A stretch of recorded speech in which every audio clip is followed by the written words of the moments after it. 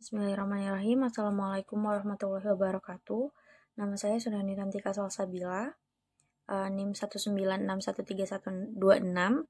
Di sini saya akan menghafalkan portofolio obat-obatan farmakoterapi 2. Yang pertama, glibenclamid, off-label alternatif insulin untuk wanita pada pengobatan diabetes gestasional umur kehamilan 11 sampai 13 minggu. Mekanisme kerja merangsang pelepasan insulin pada sel beta pankreas, mengurangi keluaran glukosa dari hati, sensitivitas insulin meningkat pada situs target perifer. Efek sampingnya angioedema, pruritus, anemia hemolitik, ruam, kemudian mual, muntah, trombositopenia, parestesia, mialgia, kemudian efek diuretik, serta penambahan berat badan.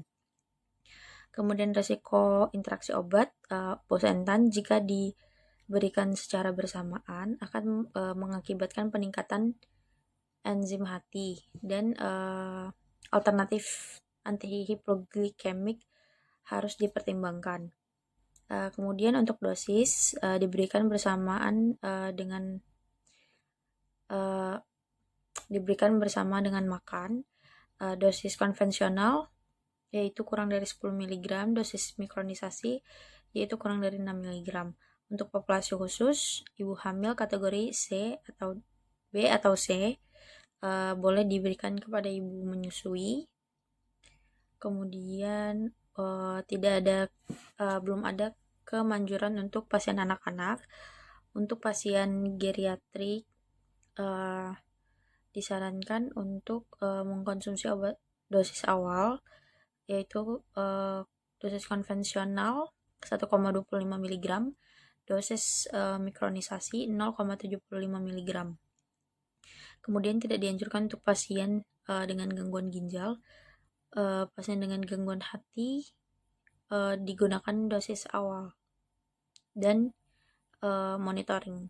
Kemudian glipizid, mekanisme kerja merangsang pelepasan insulin dari sel beta pankreas, mengurangi keluaran glukosa dari hati, kemudian sensitivitas insulin meningkat pada situs target perifer. Efek samping, reaksi dermatologis, sakit perut, kembung, sembelit, pusing, mual, mah, depresi, kantuk, hipoglikemia, dan lain-lain. Kemudian untuk resiko interaksi obat, asam aminolevulinat dan oral glipizid dapat meningkatkan toksisitas dalam sinergisme farmakodinamik. Kemudian cara pemberian, berikan tablet pelepasan segera 30 menit sebelum makan untuk mencapai pengurangan hiperglikemia postprandial terbesar. Kemudian untuk pasien NPO mungkin memerlukan dosis yang ditahan. Lalu kemudian tablet rilis diperpanjang harus diberikan dengan sarapan. Kemudian untuk populasi khusus, ibu hamil kategori D tidak dianjurkan untuk ibu menyusui. Keamanan dan kemanjuran tidak ditetapkan untuk pasien anak-anak. Untuk lansia harus hati-hati dan harus sesuai dengan resep dokter. Kemudian untuk pasien dengan gangguan ginjal, hati-hati dalam penggunaan dosis dan dosis diturunkan sebanyak 50%. Kemudian pasien dengan gangguan hati dikonsumsi dengan dosis awal 2, mg tablet per hari. Glikazid, mekanisme kerja merangsang pelepasan insulin pada sel beta pankreas, mengurangi keluaran glukosa dari hati, kemudian sensitivitas insulin meningkat pada situs target perifer. Efek samping, gangguan gastrointestinal seperti mual, muntah, diare, resiko hipoglikemia, serta konstipasi. Resiko interaksi obat dapat meningkatkan resiko hipoglikemia jika diberikan bersamaan dengan akarbos, dapat meningkatkan efek agen antikoagulan, kemudian dapat meningkatkan kadar glukosa darah dengan klorpromazin. Kemudian cara pemberian diberikan dosis antar 40 sampai 80 mg satu kali sehari, ditentukan berdasarkan respon hingga 160 mg per hari. Dosis tinggi diberikan terbagi maksimal 240 mg per hari dalam 1 sampai 2 kali. Kemudian populasi khusus tidak disarankan untuk ibu hamil kategori C, tidak dianjurkan untuk ibu menyusui, atau bisa digunakan namun dengan hati-hati. Kemudian untuk pasien lansia, gangguan ginjal serta gangguan hati dapat menggunakan obat ini namun dengan hati-hati karena dapat mengakibatkan resiko hipoglikemia. Kemudian selanjutnya glikoidon. Mekanisme kerja glikoidon berikatan dengan reseptor saluran karium ATP pada permukaan sel pankreas, kemudian mengurangi konduktasi kalium dan menyebabkan depolarisasi membran. Efek samping obat, gangguan gastrointestinal seperti mual, muntah, diare, konstipasi, dan resiko hipoglikemia. Untuk interaksi obat, dapat meningkatkan resiko hipoglikemia ketika dikombinasikan dengan akarbos. Kemudian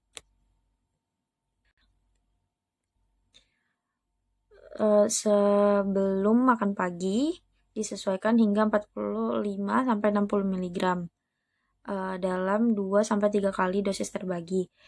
Maksimum dosis pemberian dosis tunggal 60 mg, dosis per hari 180 mg. Kemudian untuk populasi khusus, ibu hamil kategori C.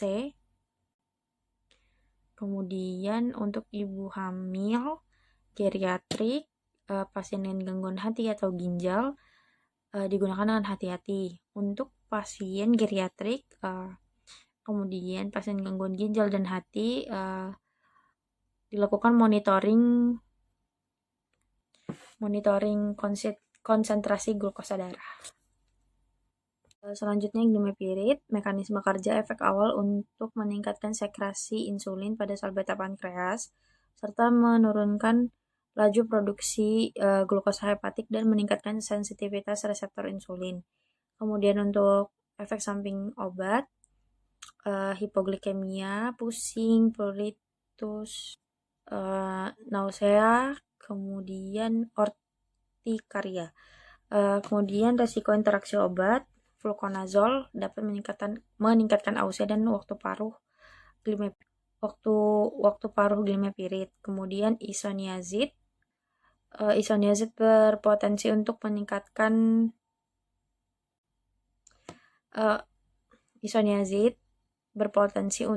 menurunkan efek hipoglikemia. Lalu clotrimazole dapat meningkatkan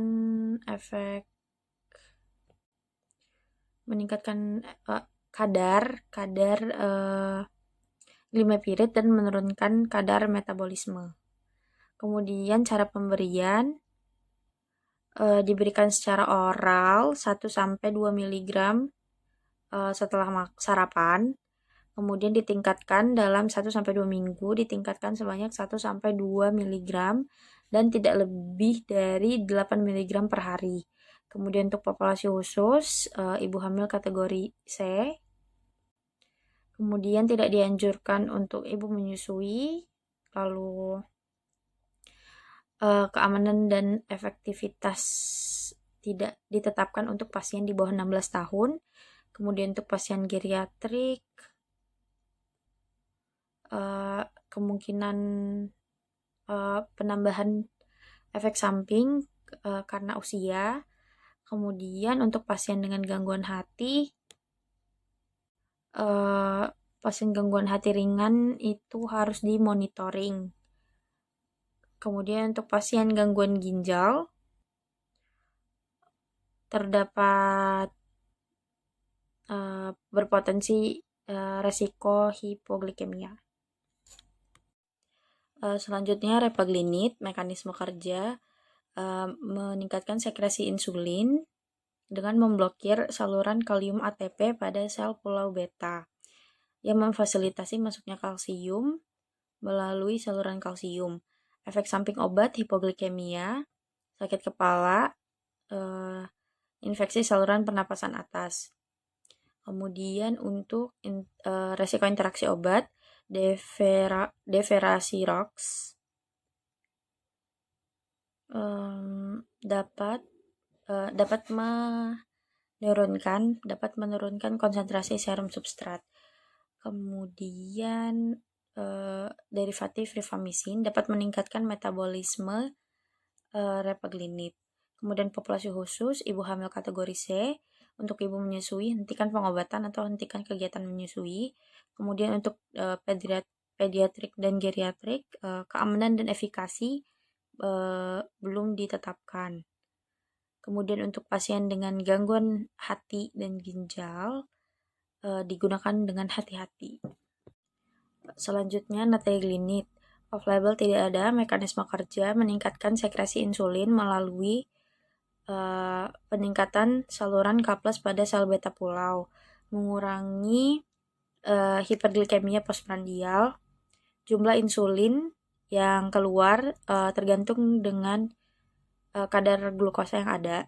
Kemudian efek samping obat, ISPA, kemudian sakit punggung, kemudian gejala flu, kemudian pusing, batuk, hipoglikemia, trauma tak disengaja, bronkitis.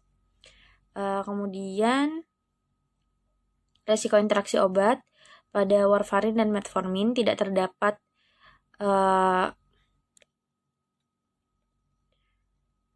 interaksi farmakologi yang penting secara klinis yang diamati. Kemudian cara pemberian, berikan 3 kali sehari 1-30 menit sebelum makan untuk mengurangi resiko hipoglikemia. Kemudian populasi khusus, ibu hamil kategori C tidak dianjurkan untuk ibu menyusui. Kemudian untuk pediatrik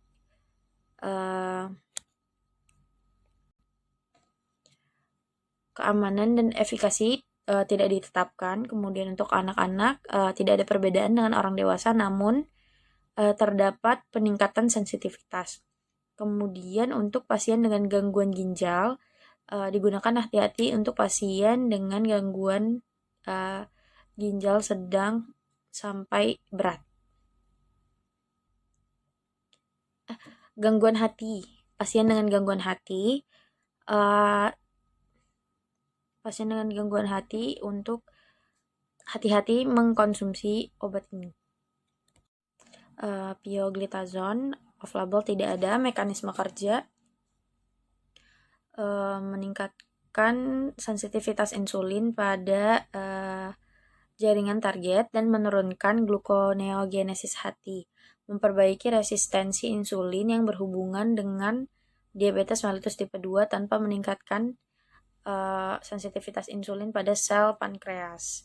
Efek samping obat, ISPA, sakit kepala, sinusitis, mialgia, kelainan gigi, peningkatan diabetes mellitus, faringitis. Kemudian resiko interaksi obat,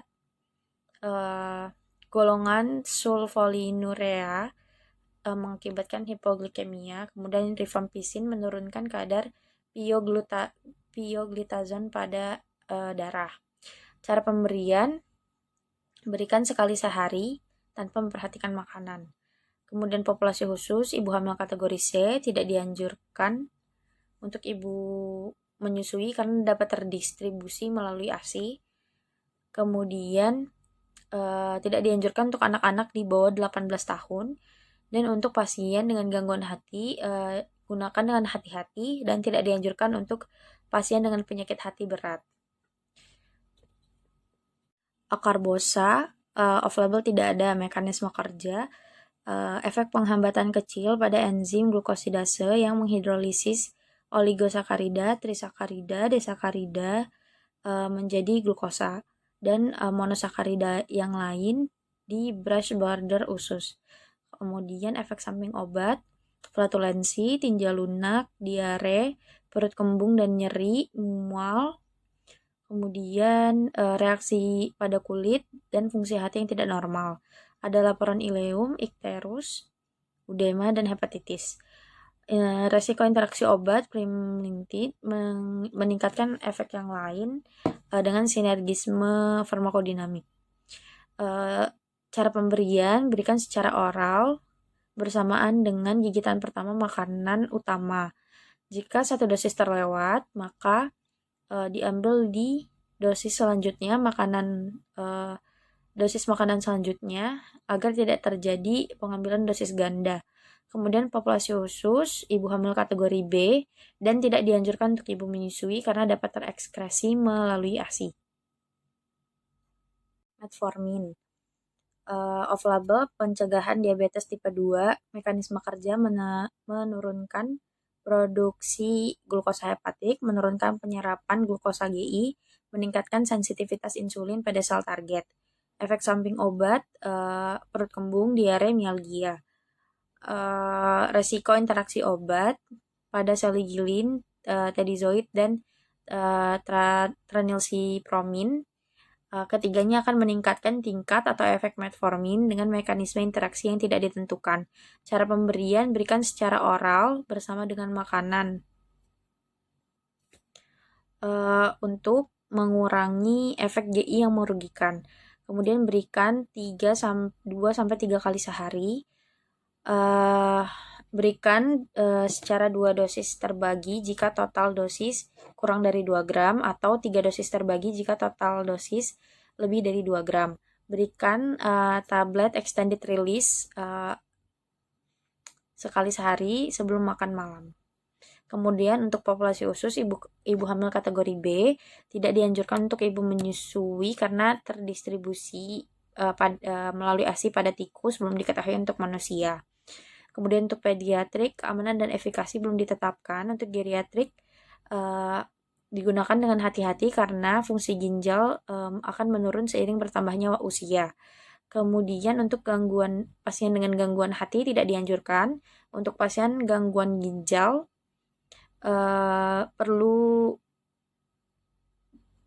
melakukan terapi konsultasi sebelum menggunakan dan setidaknya setahun sesudah penggunaan.